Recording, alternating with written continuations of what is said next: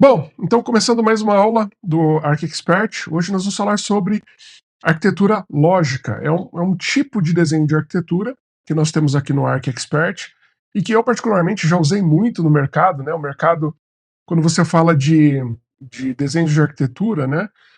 Você tem ali a visão de alto nível, baixo nível, mas é muito confuso, não se tem um padrão, a não ser que você siga de algum framework. E olhando para o mercado, é raro a gente observar ali quem utilize, né, um framework efetivamente de arquitetura.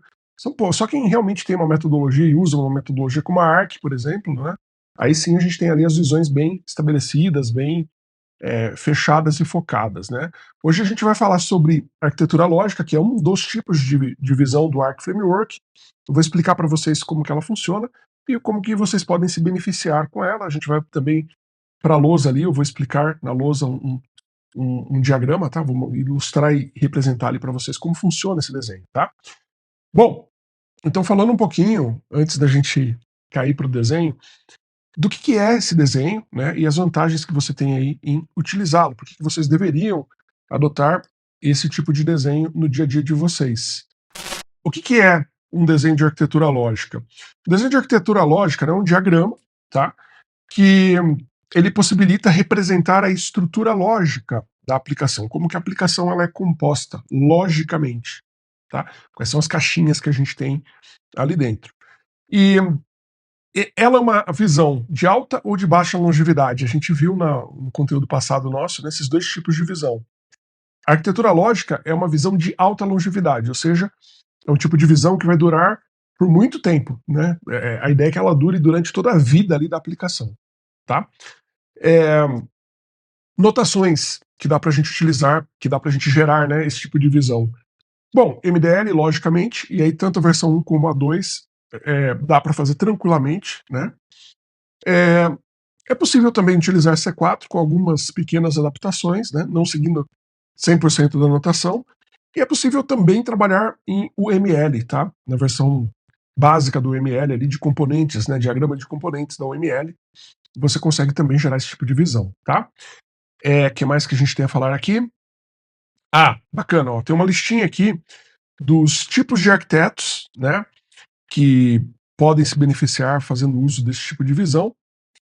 E para quê, né? Então vamos lá. Nós temos aqui arquitetos de solução, tá? Os arquitetos de solução, eles podem criar esses diagramas. Na verdade, é o diagrama principal para um arquiteto de solução, né? Porque esse é o tipo de diagrama que também pode representar o link em uma visão de alto nível, né, entre negócio e a própria aplicação, a resolutiva dos problemas, né. O arquiteto de soluções, ele dá uma solução para um problema, né. Então a gente tem um problema de negócio, estratégico, etc. O arquiteto de solução, ele vai desenhar uma solução para aquilo, né. Então é uma visão de negócio, mas, aliás, não é 100%, né, é uma visão lógica técnica, mas de negócio, linkada ao negócio, ligada ao negócio, né. Nós temos também os arquitetos de software se beneficiando com esse tipo de visão, tá? Que acaba sendo um diagrama que dá todo o norte do trabalho de arquitetura que vai ser executado, os padrões que vão ser aplicados, é, de arquitetura em especial, né? Como que a arquitetura toda vai conversar com os componentes arquiteturais que a gente tem em volta. Isso é muito importante, tá? O arquiteto tem que representar isso. Eu tenho ferramental de log, eu tenho ferramental de fila, de segurança, como que esses componentes se falam com o software que nós vamos desenvolver, né? É essa visão que no Arc Framework representa isso, tá? Bom, arquitetos tecnológicos, mais ou menos, não é para todos os arquitetos tecnológicos, porque o arquiteto tecnológico tem uma variedade muito grande, né? Então você pode chegar a dizer, pô, tem um arquiteto de UX. Para ele não vai fazer sentido. Tem um arquiteto cloud. Vai fazer sentido? Mais ou menos. Vai fazer mais sentido a outra visão que a gente vai ver na próxima aula, que é de arquitetura física, né? Para ele vai fazer sentido, tá? Mas um arquiteto de software .NET, de software Java, que é específico naquela tecnologia, né? Quando tem a ver com programação, vai fazer muito sentido esse tipo de visão também, tá? Arquiteto de sistemas também pode se beneficiar com esse tipo de visão, que ele vai criar um desenho de alto nível, né?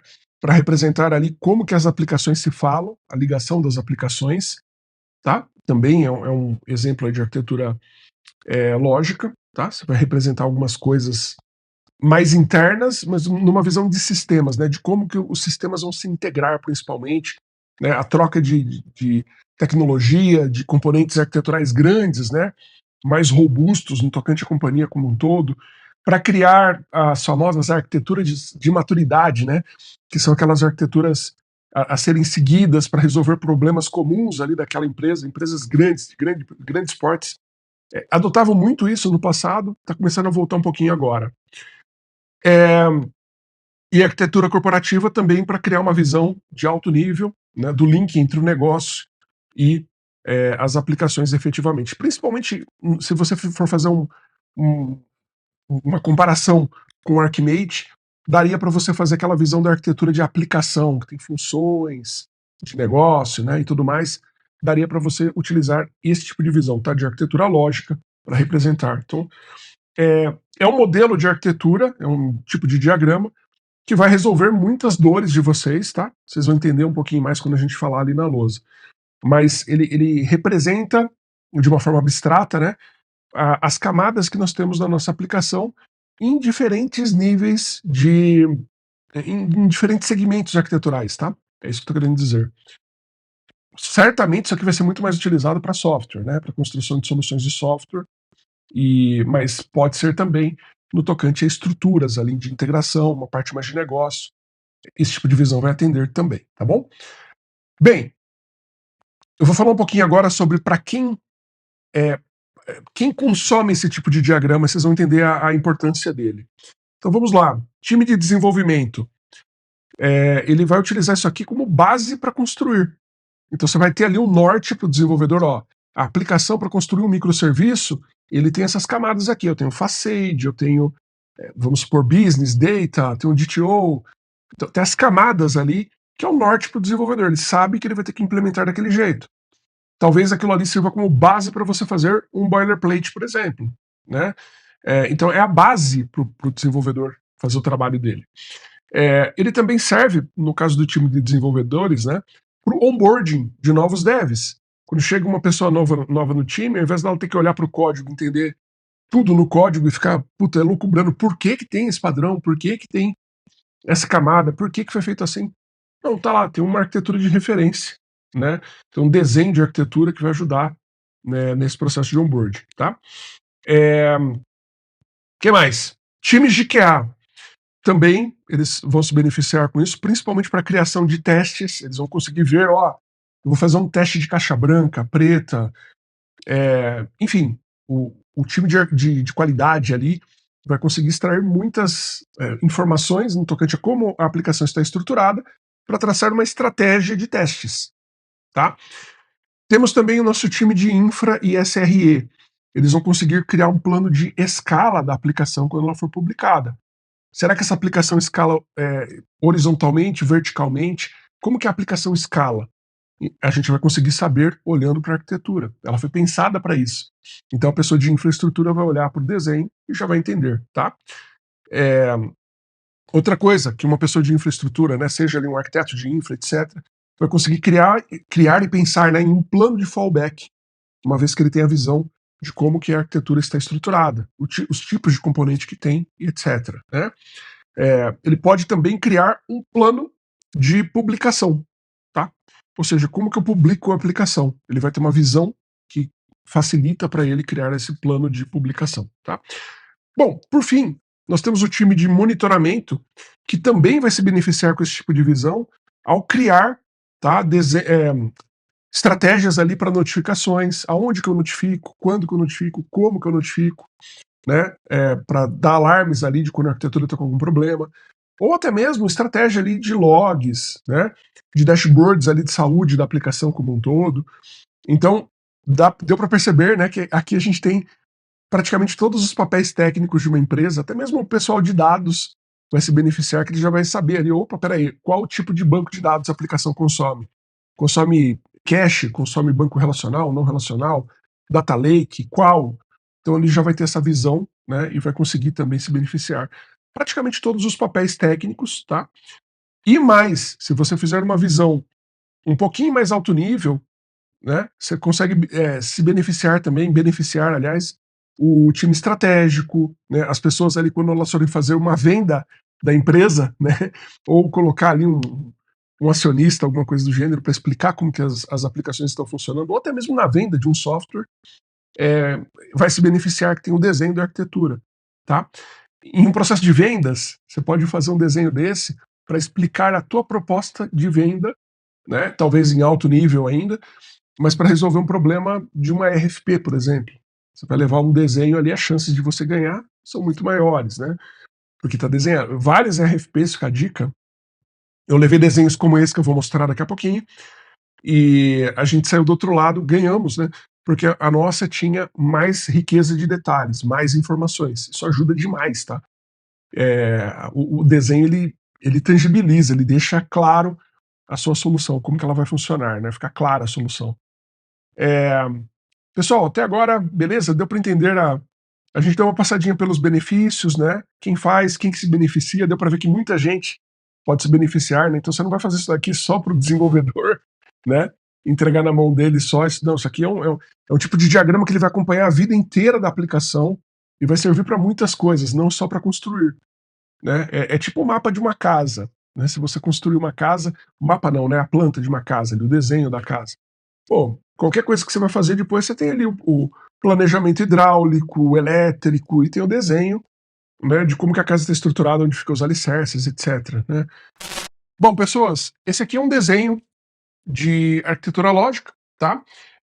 O que nós temos aqui dentro? Nós temos uma visão da representação, né, de todas as camadas e de todas as caixinhas que nós temos. Então, começando aqui pelo topo, né? Aqui nós temos uma visão, ó, da nossa camada de front-end. Então, eu estou falando que eu tenho um ator, e aqui eu poderia falar, ó, esse ator aqui, ele por exemplo, o meu usuário final, né? Ou então não, isso aqui poderia ser qualquer tipo de usuário, tá? Eu gosto de ir para esse nível de abstração. Você pode representar mais em detalhe para arquitetura lógica. Vamos supor que você esteja falando da arquitetura lógica de uma aplicação específica. Né? Você está fazendo o desenho de uma aplicação de um e-commerce. Tá? Então talvez você queira representar que eu tenho entradas diferentes. Eu tenho um cliente que entra aqui em uma aplicação que ela é, por exemplo, voltada para venda, e eu tenho um outro usuário entrando por um outro lado que ele vai fazer ali, por exemplo, o input das mercadorias e etc. Então você poderia entrar um pouquinho mais no nível de detalhe de falar qual é o usuário, para não ficar muito abstrato, mas se você estiver falando aqui de uma arquitetura para padrão, né, para vários sistemas que serem construídos, aí você poderia colocar só como user, do jeito que eu coloquei aqui. Percebe que eu tenho um nível de abstração que eu posso variar e tá tranquilo, tá tudo bem para esse tipo de visão, tá? Bom, daí eu tenho aqui a representação do front, então eu estou falando como que o front-end vai ser estruturado. Aqui, ó, eu já estou falando que eu estou trabalhando com MVC, Model View Controller. E que no meu front-end eu também tenho uma camadinha de JS e de CSS. Então eu estou montando aqui uma visão, né, de como vai ser estruturado o front-end, né, quais camadas eu tenho, e aí no documento, depois eu posso escrever um documento, tá? Ou eu posso até mesmo numa OPS depois explicar um pouquinho mais no detalhe o tipo de código que eu posso ter em cada uma dessas camadas aqui, tá? O que pode, o que não pode.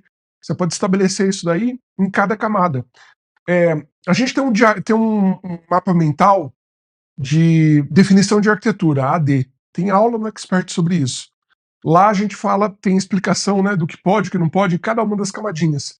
É um belo material para você preencher, né, e depois até transformar num documento e com base nesse desenho. Então você faz esse desenho primeiro, depois você cai para colocar esses itens lá no mapa mental, que vai virar um doc depois, ou um PPT, né? Depende da cultura da sua empresa, tá? Bom, legal. Representei aqui o meu front-end. Que outros elementos eu tenho nesse diagrama? Eu tenho aqui a informação de que eu tenho sistemas externos, que não vem do input do meu usuário, vem do input de fora. De fora vai vir para dentro da minha aplicação. Então eu estou representando como que isso acontece, tá? Tanto do lado de cada usuário, que ele vai passar aqui pelo front-end, pelas camadinhas aqui, vai sair aqui vir em uma camadinha de BFF, que a gente já vai falar, como no caso de uma aplicação externa, ele vem para cá, ele passa pela camada de segurança e bate em uma API, tá? Então tem um caminho que eu vou para BFF e outro que eu venho para uma API. Então eu estou ilustrando como que a coisa toda acontece, né? E aí aqui eu tenho a figura, ó, de um primeiro componente arquitetural, que é um ferramental de segurança, tem um Security Gateway aqui. E o que eu estou falando? Para utilizar aqui uma ACS para a gente representar, escolher, né, para nós escolhermos qual vai ser a ferramenta. Então aqui eu estou querendo dizer, olha, eu não sei ainda qual é a ferramenta, eu não tenho ideia, mas eu sei que eu preciso de uma ferramenta de Security Gateway, né? Eu preciso de segurança. Talvez eu tenha um RA muito alto aqui, eu poderia até colocar qual é o RA aqui, né? Eu gosto de fazer isso. RA02, né? De segurança lá. Então, eu falo qual que é o RA que eu estou resolvendo com esse componente arquitetural. Isso já justifica, né, o porquê desse componente estar aqui. Beleza? Bom, vamos lá, deixa eu tirar a minha bagunça daqui para continuar o desenho. Então, nós já temos aqui uma representação e uma explicação da parte de cima, né? Aqui em cima ainda nós temos um outro componente arquitetural. Percebe que aqui eu estou usando um black box? Aqui, aqui. Tudo bem que eu estou usando as cores aqui também, né? Mas a cor, no fundo, ela é escura. Quando ela é escura assim, eu estou falando que isso aqui é um black box, tá? Ou seja, a caixa preta do MDL. Isso aí em MDL, beleza? Então a gente está usando a caixa preta para falar assim, olha, isso aqui não me interessa entrar no detalhe. Eu não vou falar qual camada tem, eu nem sei qual é. Então eu vou ter que escolher. Eu estou falando que isso aqui é uma. Eu vou fazer uma ACS para escolher. Aqui, ó, para o CDN, eu estou falando que é uma ACS também. É uma AC, mas é um. A C, tá, é um artefato que nós temos no ArcExpert, a gente, é uma ferramenta nossa, né? Para escolher qual que é a melhor ferramenta. Então tem aula no Expert que ensina a usar também, tá? Bom, aí aqui nós temos o mundo externo, está em black box também, mas aqui não faz sentido detalhar. Qualquer aplicação externa vai chegar na nossa aplicação, passando pelo Security Gateway que a gente vai escolher e vai bater em uma API, né? Essa segunda parte do nosso diagrama, ela tem os outros detalhes, né, que vão ali de cima para baixo, né? A gente passou pelos inputs. Agora, como que a arquitetura aqui embaixo é resolvida, né? Aqui é onde a gente vai ter o core nosso, da nossa aplicação, é onde eu vou gastar mais energia desenvolvendo, né? Tudo bem que lá em cima no front-end é pesado também. Mas aqui é onde mora as funcionalidades.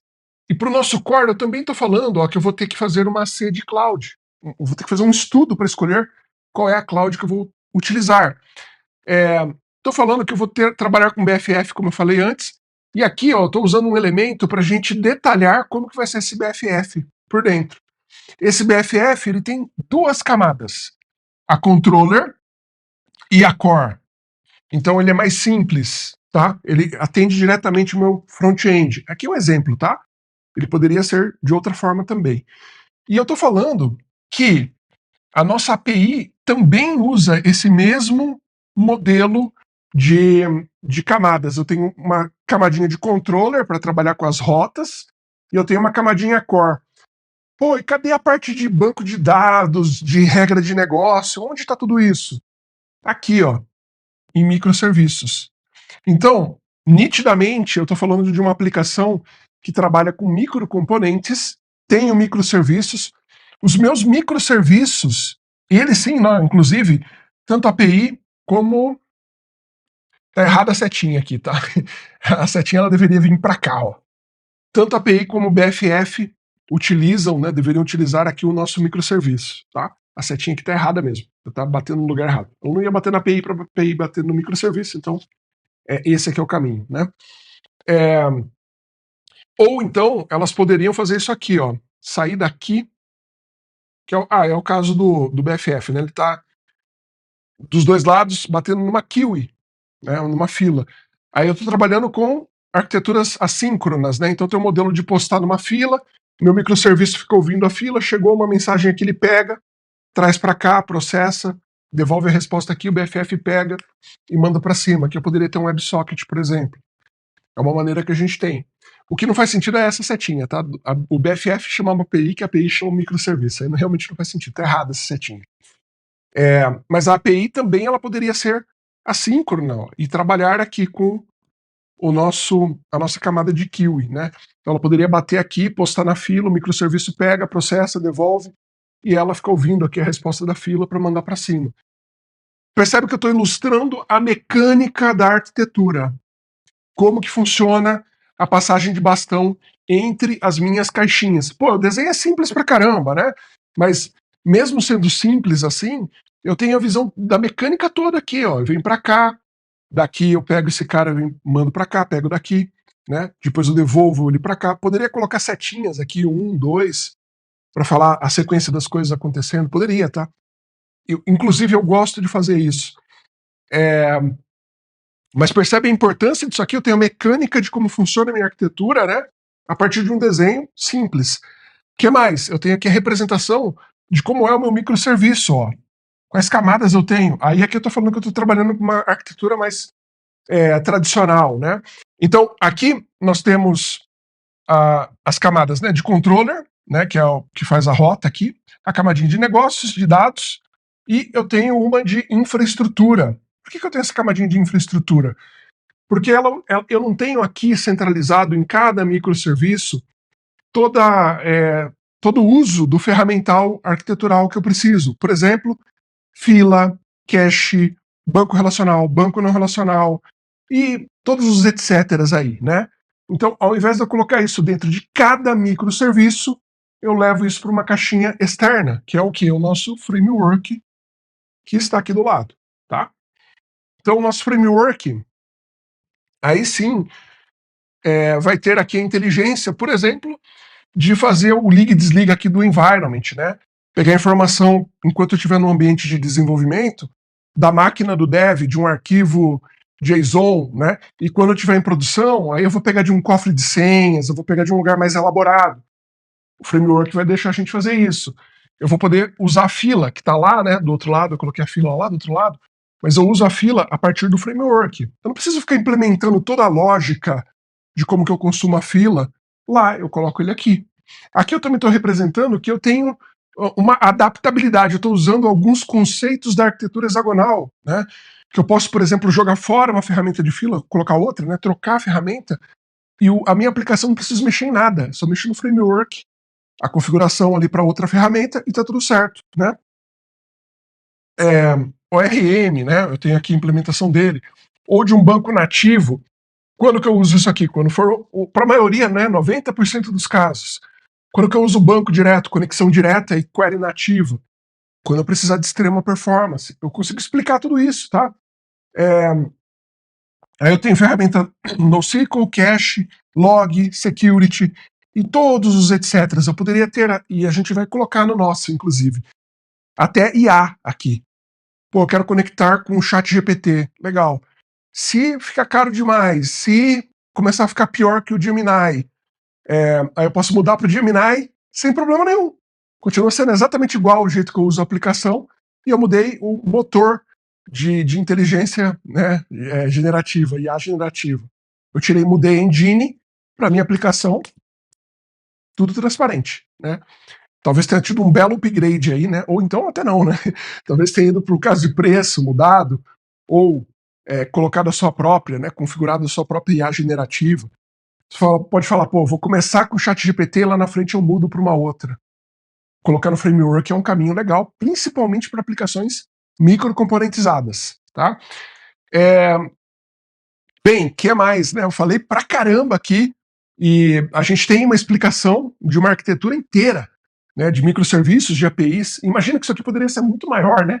Se tivesse BETs, ETLs, se tivesse, enfim, eu tenho um modelo de arquitetura para o app, eu tenho um outro modelo de arquitetura para o site, eu tenho um outro modelo de arquitetura para alguma coisa mais robusta ali de integração, por exemplo, eu tenho uma camada de integração, tenho detalhes ali da minha arquitetura de integração. Então poderia ser uma coisa muito maior. Esse aqui é um exemplo, tá? Mas é um exemplo que já traz muitos elementos, de uma aplicação mais simples, muitos elementos. Toda a mecânica de conexão entre as caixinhas, né? E os padrões que eu estou trabalhando com adaptabilidade. Aqui eu poderia colocar um RA de adaptabilidade aqui em cima, né? Que está desligado a minha canetinha. poderia colocar aqui, né, o RAX, por exemplo, não lembro qual que é o número, né? Mas, vamos lá, RA10, por exemplo, né, de adaptabilidade. Aqui talvez eu tivesse algum outro de integrabilidade, o 12, né, de integrabilidade, e por aí vai. Eu posso colocar os RAs aqui para explicar, ficar mais tangível ainda o meu desenho, tá? Bom, fora tudo isso, eu também tenho os componentes arquiteturais, como eu falei. Nesse exemplo, eu estou falando que eu vou utilizar, além daqueles componentes arquiteturais, ó, eu vou usar um IDP, desculpe. E aí eu vou fazer uma CS para escolher esse IDP. Vou fazer um estudo, aquele da ARC, né, uma CS, para escolher. Vou ter log, também vou fazer um estudo para escolher qual ferramenta de log. Vou trabalhar com containers, olha aí, não tinha aparecido em lugar nenhum aqui, né? Mas agora ficou claro, ó, tem um orquestrador de containers, vou fazer uma C. Né? Eu vou ter um container register, também vou fazer uma CS aqui. Vou ter um cofre de senhas, também vou fazer uma CS para escolher. Então, está em altíssimo nível que eu tenho esses componentes arquiteturais da minha arquitetura, que eles vão ser consumidos aqui a partir do framework, né? E que eu vou precisar fazer escolha. Eu não sei ainda qual é, tá tudo em black box. Não me interessa agora. Vai me interessar depois. Depois que eu fizer os estudos, aí eu preciso ter uma visão que represente tudo, todas, qual é o componente, qual que é a rede, subrede, né, de integração que a gente vai ter ali entre as aplicações. É uma visão de infraestrutura, a física, né, que a gente gosta de falar. Bom, e aí para fechar, aqui embaixo, nós temos também os bancos de dados, tá? Aqui nós temos o cache, NoSQL e relacional, né? Observe que aqui para cada um deles a gente também colocou que precisa fazer um estudo para escolher. Se a minha empresa já tem, vamos supor que na minha empresa eu já tenho Oracle lá, eu já tenho SQL. Então você poderia até colocar que isso aqui é um SQL, né? Se já tem. Talvez não precise fazer uma C, né? Mas essa visão eu não gosto nem de falar isso. Eu gosto de colocar qual é o estudo que eu vou fazer. Por que tem a C, a C, a C e ali a CS? Porque a AC ela é um estudo mais pesado. Eu vou olhar para 10 ferramentas, né? De 7 a 10 ferramentas ali. Dessas aí eu vou sair com um pódio de 3. A ACS eu já olho para 3 ferramentas. Eu vou olhar no máximo ali, colocar uma quarta, uma quinta. Mas o ideal é olhar para 3. Na AC eu olho para todos os RAs que são elegíveis. Na ACS eu olho só o que é vermelho e amarelo. Eu não olho para os RAs que são bolinha azul e bolinha branca. Eu olho só para bolinha vermelha e bolinha amarela, né? Então eu olho para os top. Acerta muito a CS também. Mas a ACS, tipicamente eu vou recomendar quando eu tiver, por exemplo, quando o requisito arquitetural não é tão alto assim, né? E quando eu tenho poucas variações. Então, por exemplo, o cliente ele tem ou é Postgre, ou é MySQL, ou é MariaDB. Outro não quero, ele já deixou claro isso daí. Então é uma CS entre 3. Né? Para achar qual que é a melhor das 3, você vai olhar para os requisitos mais altos. Pronto, você chega a essa conclusão. Agora, uma C putz, eu não tenho banco de NoSQL nenhum aqui na empresa. Escolhe para mim. Pô, aí eu vou olhar para todos os RAs, né? Principalmente se o meu requisito aqui tiver performance lá em cima, né? Adaptabilidade, escalabilidade estiver lá em cima. Então, vou precisar muito de um carinha desse aqui. É esse o julgamento, tá? Que tem que ser feito. E aqui a gente está falando também de cache, ó, também uma C. Poderia ser ACS porque tem um universo menor de componentes de cache de mercado? Poderia. Mas também existe um risco muito alto. Então, se a ferramenta de cache é crítica para a aplicação, faz uma C. Né? Outra coisa que eu gosto de colocar aqui, olha aí, fundamental, inclusive. Eu gosto de colocar aqui isso aqui, ó. Qual que é o teorema CAP que eu vou trabalhar? E normalmente eu trabalho com 2. Tá?